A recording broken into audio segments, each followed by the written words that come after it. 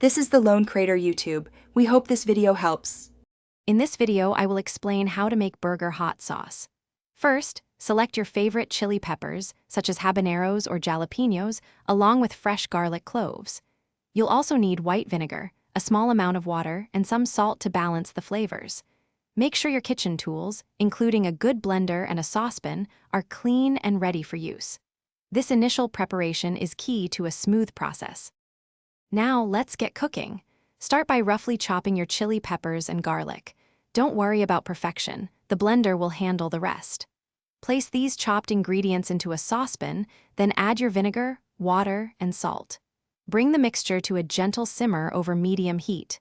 Let it cook for about 15 to 20 minutes, allowing the flavors to meld beautifully. Once your mixture has simmered and cooled slightly, it's time to blend. Carefully pour everything into a high-speed blender.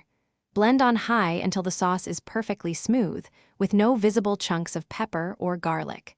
For that extra silky restaurant-quality texture, push the blended sauce through a fine mesh sieve. This step removes any remaining solids, giving you a truly refined hot sauce.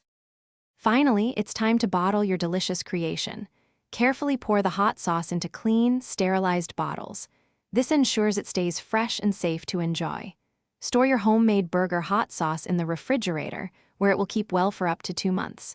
It's perfect for adding a kick to your burgers, eggs, or anything else that needs a little heat. Also, be sure to check the description for a link to a great book and other deals. Thanks for watching. Consider subscribing if we helped you.